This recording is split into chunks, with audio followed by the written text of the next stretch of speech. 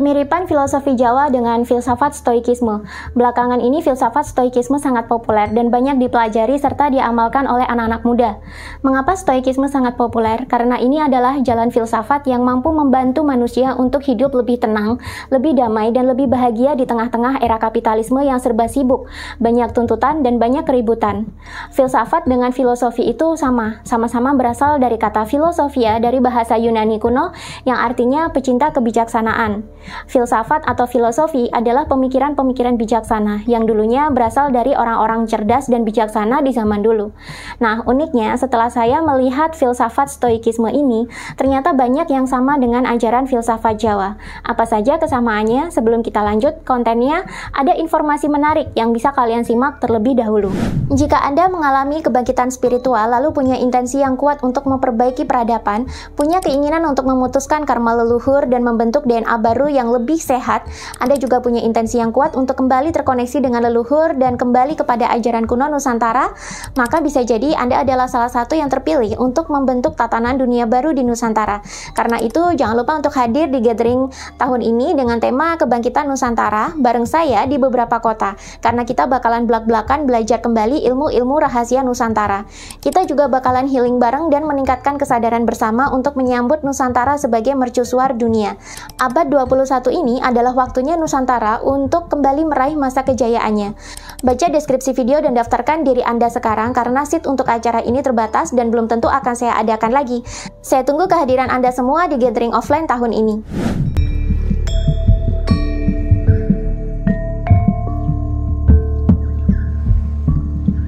Salah satu tokoh filsuf yang mempopulerkan filsafat Stoikisme adalah Kaisar Marcus Aurelius, salah satu kaisar terbaik yang pernah dimiliki oleh Kekaisaran Romawi.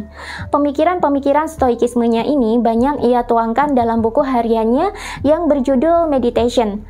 Nah, kalau di Indonesia juga ada buku lain yang membahas filsafat Stoikisme lebih mendalam, yakni Filosofi Teras.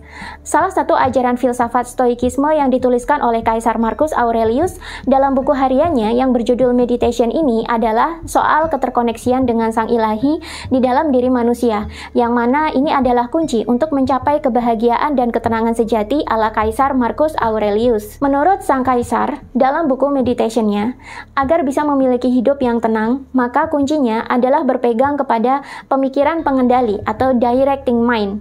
Pemikiran pengendali ini beda ya dengan pikiran manusia sehari-hari. Yang dimaksud Kaisar Marcus Aurelius di sini adalah pemikiran pengendali sebagai diri sejati, alias kesadaran murni manusia. Ketika manusia sudah kembali menjadi kesadaran murni, sudah memahami hakikat diri sejati, dan memahami apa itu kesadaran, maka manusia dengan diri sejatinya inilah yang melakukan hubungan dengan Sang Ilahi, tanpa sekat dan tanpa ada lagi rahasia yang ditutupi. Sumber terdasar manusia agar bahagia dan tenang adalah keterhubungan dengan Sang Ilahi itu sendiri. Semakin sering kita terkoneksi dengannya, maka semakin tenang batin kita. Manusia jadi tidak lagi memikirkan hal-hal yang tidak konsisten dengan kodrat atau konstitusinya sebagai makhluk sosial. Manusia menjadi orang yang humanis, bukan orang yang kejam karena sibuk beragama atau berpegang pada ideologi tertentu, namun takut salah, apalagi fanatik dalam beragama. Manusia yang sudah sadar, sudah kembali kepada kesadaran murninya, maka ia juga akan memiliki kekuatan ilahiyah dalam diri. Kekuatan ilahiyah inilah yang menjadi penjaga manusia sepenuhnya. Inilah yang menarik dari Marcus Aurelius. Walaupun dia penganut agama politeisme, tapi Kaisar Marcus Aurelius itu sadar tentang esensi Sang Ilahi dalam diri yang esa atau tunggal. Menurut Kaisar Marcus Aurelius, ada beberapa ciri-ciri orang yang punya kekuatan ilahiyah dalam diri. Yang pertama, ia tak lagi menunda-nunda untuk berada bersama dengan orang-orang yang terbaik, yakni orang-orang yang juga memiliki kekuatan ilahiyah yang sama dengan dirinya. Kalau di zaman Romawi kuno, orang-orang yang memiliki kekuatan ilahiyah dalam diri ini biasanya mereka adalah golongan pemuka-pemuka agama atau pendeta di zamannya. Karena kekaisaran Romawi kuno ini bercorak politeisme, maka pendeta ini dianggap sebagai pelayan para dewa juga. Yang kedua, orang-orang yang punya kekuatan ilahiyah ini biasanya tak lagi tercemar dengan kesenangan, tak terluka oleh rasa sakit apapun, tak tersinggung oleh hinaan apapun, dan tak tersentuh oleh kesalahan apapun. Mereka adalah orang-orang yang sudah melampaui rasa senang dan susah, sehat dan luka, salah dan benar, serta sudah melampaui pujian, serta ketersinggungan. Alias, mereka ini adalah orang-orang yang sudah melampaui dualitas dalam kehidupan. Yang ketiga, orang yang punya kekuatan ilahi dalam diri juga merupakan seorang petarung dalam pertempuran yang mulia. Dalam artian, mereka memiliki jiwa pemberani dan bertanggung jawab. Mereka memiliki kesadaran bahwa sejatinya pertempuran yang sesungguhnya itu adalah pertempuran manusia menaklukkan dirinya sendiri, alias menaklukkan ego, hawa nafsu, dan emosi-emosi yang membentuk karakter diri, dan mereka bertanggung jawab atas itu. Mereka sadar dengan segala konsekuensi dari setiap tindakan yang dilakukan, dan mereka juga bersedia bertanggung jawab untuk itu. Ini adalah gambaran sifat ksatria yang ideal. Yang keempat, mereka tak lagi dikendalikan oleh nafsu apapun. Hawa nafsu sudah menjadi jinak dalam hidupnya karena diri sejati mereka telah menjadi kuasa atas kehidupan. Yang kelima, berpegang erat dalam keadilan. Yang keenam, menerima dengan sepenuh jiwa apapun yang terjadi kepadanya dan apapun yang ditugaskan kepadanya. Yang ketujuh, ia tak lagi bergantung kepada omongan, tindakan, dan pendapat orang lain karena ia telah mantap dengan dirinya sendiri. Orang yang sudah menemukan hakikat esensi ilahi dalam dirinya dikatakan sebagai orang yang sudah menemukan diri sejatinya atau pikiran pengendali kalau pengertian Kaisar Marcus Aurelius. Orang yang sudah menemukan hakikat diri sejatinya tentu akan mantap dan percaya diri, sehingga ia tak lagi menggantungkan validasi kepada orang lain. Kaisar Marcus Aurelius berpendapat, manusia tak seharusnya berpegang atau bergantung kepada opini orang lain, kecuali dengan mereka-mereka yang hidupnya sudah selaras dengan alam. Yang kedelapan, ia memiliki pekerjaan yang membawa rasa puas dalam kehidupan. Yang kesembilan, ia berfokus kepada takdir yang diberikan Tuhan kepada dirinya.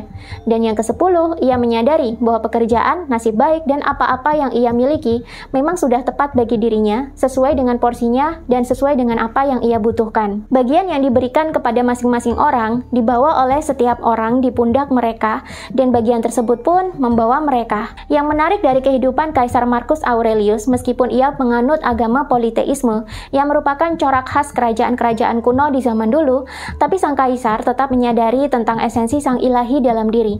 Dan menurutnya, kunci hidup tenang ala Marcus Aurelius itu adalah dengan membuang hal-hal lain yang tidak berkaitan dengan supremasi sang ilahi yang sudah ada di dalam diri terdalam manusia. Dan ini bisa dicapai dengan cara hidup di masa kini. Masa kini adalah sebagian kecil dari waktu. Sisanya adalah masa lalu atau masa depan yang tidak pasti. Tidak ada yang lebih kondusif bagi kebesaran pikiran selain sebagai sarana untuk merefleksikan kodrat alam semesta dan kontribusi apa yang diberikan dari tindakan atau peristiwa di alam semesta. Ini adalah hakikat dari meditasi. Jadi menurut sang kaisar, kunci hidup bahagia tanpa bisa dihentikan oleh siapapun adalah dengan fokus pada apa yang ada di depan kita, lalu ikuti nalar serta intuisi dengan sungguh-sungguh. Tapi tetap tenang di segala situasi, tidak memberikan perhatian terhadap gangguan apapun, serta puas atau bersyukur terhadap apa yang dilakukan sekarang, karena kita sudah selaras dengan alam dan kebenaran agung di setiap kata dan di setiap bunyi yang kita utarakan. Inilah prinsip-prinsip hidup tenang, damai, dan bahagia ala stoikisme. Dan kalau kita amati, ini sebenarnya sama dengan prinsip hidup tenang, damai, dan bahagia ala filosofi Jawa. Dari mana letak kesamaannya? Kita akan lanjut ke part 2 dari konten berikut ini. Dan buat Anda yang ingin memiliki buku yang ada di dalam konten ini, jangan lupa untuk follow akun TikTok saya di @lia_lestari29 dan check out di keranjang kuning yang ada di video-video pendeknya.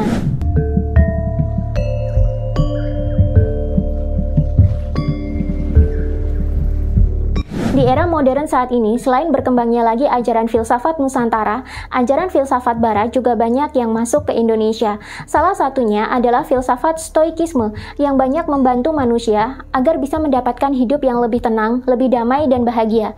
Nah, kalau ditilik-tilik kembali, sebenarnya filsafat stoikisme itu banyak yang mirip dengan ajaran-ajaran filosofi Jawa. Bahkan sebenarnya, banyak prinsip-prinsip stoikisme itu bakalan terjadi pada diri kalian sendiri ketika kalian menjalankan filosofi Jawa dalam kehidupan. Apa saja? Yang pertama, meditasi. Meditasi juga merupakan laku spiritual yang paling mudah serta bisa dilakukan di mana saja tanpa memerlukan adat atau ritual tertentu.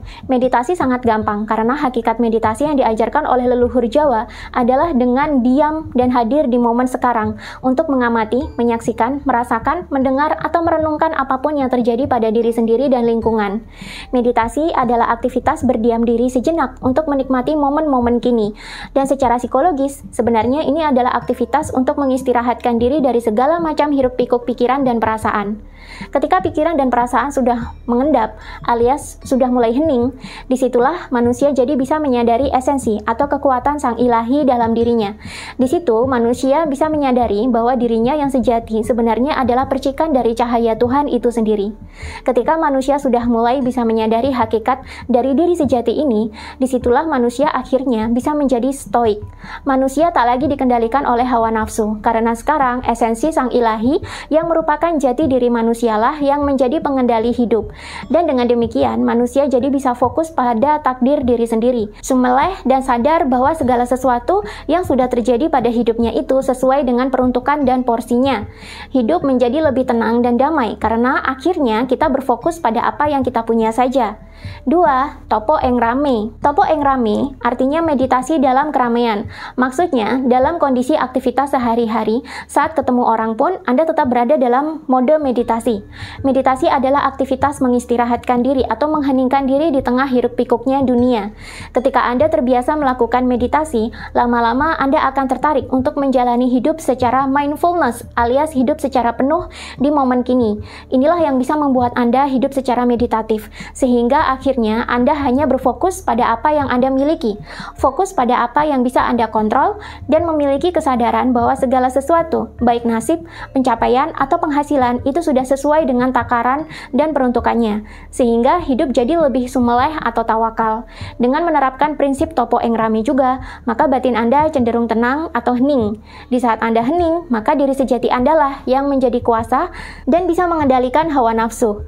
Anda jadi pribadi yang tidak mudah terbawa nafsu di kehidupan sehari-hari. 3. Eleng lan waspodo. Eleng artinya ingat. Apa yang diingat? Yakni kesadaran Anda sendiri, alias jati diri atau diri sejati atau esensi sang ilahi atau percikan cahaya Tuhan yang menjadi sejatinya Anda. Sedangkan waspada di sini dimaksudkan agar Anda selalu awas atau sadar akan setiap yang bisa membuat diri Anda terlena dan lupa akan diri sejati. Ketika Anda senantiasa eling lan waspodo, Anda jadi menyadari kapan saja ego dan hawa nafsu Anda muncul sehingga Anda lebih bisa mengendalikannya. Akhirnya Anda akan jadi pribadi yang memiliki kecerdasan emosional yang baik karena Anda tak lagi dikendalikan oleh hawa nafsu. Dan dengan demikian juga Anda jadi bisa melampaui dualitas dalam hidup dan lebih tenang. 5. Sangkan paraning dumadi. Salah satu ajaran Jawa yang bisa membantu Anda terlepas dari dualitas duniawi adalah dengan memahami konsep sangkan paraning dumadi dan menyadarinya. Sangkan paraning dumadi adalah asal dan kemana manusia menuju nantinya. Ini mendefinisikan dari mana asal Anda hidup dan kemana Anda harus pulang ketika sudah meninggal dunia nantinya. Ketika Anda sudah menyadari asal serta tujuan Anda pulang, maka Anda akhirnya juga menyadari kalau hidup di dunia itu sebenarnya sementara dan serba ilusi. Dengan demikian, Anda jadi bisa terbebas dari dualitas yang membelenggu dan hidup lebih bebas, lebih stoik, lebih tenang, dan lebih damai. Anda tak lagi melekat pada susah senang, surga neraka, dan dosa pahala lagi. Segala yang terjadi pada hidup Anda bisa Anda terima secara ikhlas, karena Anda sadar kalau hidup itu hanyalah sementara. 6. Satrio Pinandito Sinisihan Wahyu. Satrio Pinandito Sinisihan Wahyu adalah konsep filsafat Jawa yang menggambarkan sosok manusia yang berjiwa pemimpin tapi juga adil, arif, dan bijaksana. Satrio Piningit itu bukanlah orang biasa, tapi mereka adalah sosok satria yang memiliki jiwa pejuang dan seorang petarung dalam pertempuran yang mulia. Sejatinya, pertempuran yang paling nyata itu adalah bertempur melawan diri sendiri, yakni bertempur mengendalikan ego, nafsu, dan segala emosi, sehingga manusia, diri sejatinya menjadi tuan atas kehidupan sendiri. Dalam stoikisme, manusia juga dianjurkan menjadi seorang petarung yang mulia sebagai wujud dari makhluk yang sudah menyadari esensi sang ilahi dalam diri dan memancarkan kekuatan ilahiyah. 7. Nerimo eng pandom. Nerimo ing pandom itu artinya menerima dengan ikhlas segala hal yang terjadi pada hidup. Ini tidak berarti mengajarkan manusia untuk bermalas-malasan, tapi maksudnya setelah manusia berusaha, maka segala hasilnya harus diterima dengan ikhlas jika ingin hidup damai dan bahagia. Ini mirip dengan prinsip stoik. Ketika kita mampu menerima setiap takdir dan kejadian dalam hidup sebagaimana adanya, maka hidup akan menjadi lebih tenang dan bahagia. 8. Manunggaling Kawula Gusti. Manunggaling Kawula Gusti ini adalah adalah bersatunya ruh manusia dengan ruh Tuhannya. Dalam spiritual Jawa, Tuhan memang tidak bisa tergambarkan dan tidak bisa terjangkau oleh panca indera manusia. Tapi manusia bisa mengenal Tuhannya dengan jelas dan tanpa sekat jika menggunakan diri sejatinya. Dan batin terdalam manusia adalah lokasi dari diri sejati manusia, yang oleh Kaisar Marcus Aurelius dinamakan sebagai esensi sang ilahi dalam diri. Dalam filosofi Hindu disebut sebagai Atman. Dalam tasawuf disebut sebagai Nur Muhammad. Ketika manusia sudah menunggal dengan penciptanya dalam batin, maka dikatakan manusia mulai tercerahkan dan biasanya dia jadi sadar tentang jati diri atau diri sejatinya. Ia jadi lebih percaya dengan dirinya sendiri dan tak lagi menggantungkan kebahagiaan serta validasi kepada omongan, tindakan, atau pendapat orang lain. Dan akhirnya manusia jadi lebih berfokus kepada diri sendiri, fokus pada apa yang sudah dimiliki dan apa yang bisa dikerjakan sekarang. 9. Memayu Hayuning Bawono. Memayu Hayuning Bawono artinya mempercantik alam semesta yang sebenarnya sudah cantik. Kehadiran manusia sebagai makhluk dengan kesadaran dan derajat yang paling tinggi di bumi sejatinya adalah sebagai pemimpin. Secara hakikat, pemimpin di sini adalah pengelola bumi sehingga bumi itu menjadi harmoni dan nyaman untuk ditempati. Nah, setiap manusia sudah memiliki tugas serta misi jiwanya masing-masing dan ini menjadi pekerjaan manusia atau dharma selama hidup di dunia. Biasanya ketika manusia hidup sesuai dengan dharmanya, ia akan mengalami kepuasan atas pekerjaannya, nasibnya, dan apa yang terjadi pada hidupnya karena semuanya serba selaras dengan alam. Dan tugas atau dharma yang ada di setiap diri manusia dijalankan secara ikhlas dan senang. Inilah yang dinamakan hidup secara stoik, yakni manusia hidup berdasarkan tuntunan misi jiwanya, dan ini biasanya selaras dengan passion, bakat, keilmuan, peluang, serta kesempatan yang dimiliki manusia, sehingga manusia kerap merasakan kepuasan ketika menjalankan pekerjaan-pekerjaan yang merupakan misi jiwanya tersebut. Nah, dalam skala besar, manusia-manusia dengan misi jiwanya masing-masing sebenarnya berperan dalam keberlangsungan alam semesta ini. Manusia yang menjalankan misi jiwanya atau hidup sesuai dengan dharmanya tidak hanya menjadi hidup stoik, tapi juga turut menjaga keharmonisan dan keseimbangan alam semesta, sehingga semakin mempercantik kehidupan di alam semesta yang sebenarnya sudah cantik ini. Ketika kalian sudah mengetahui kalau banyak dari filosofi Jawa itu yang sama dengan filosofi Barat, jangan-jangan sebenarnya masih banyak lagi loh filsafat kuno lainnya di Nusantara yang bagus-bagus, namun belum terbuka ke publik karena masih minim yang bisa membahasnya. Nah, pertanyaan selanjutnya sekarang, kenapa sih nilai-nilai filsafat di Jawa atau Nusantara itu banyak yang sama dengan nilai-nilai filsafat di Barat? Padahal ini sudah berasal dari zaman yang sangat kuno, dan kita terpisah jarak yang sangat jauh dengan Barat. Bagaimana bisa sih pemikiran leluhur kita itu bisa mirip atau sama dengan pemikiran leluhur Barat? Apakah ini pertanda kalau sebenarnya leluhur bangsa kita itu juga sudah besar dan agung? Hanya saja karena peninggalannya banyak yang hilang, maka kita sebagai anak cucunya jadi tidak bisa lagi mempelajarinya.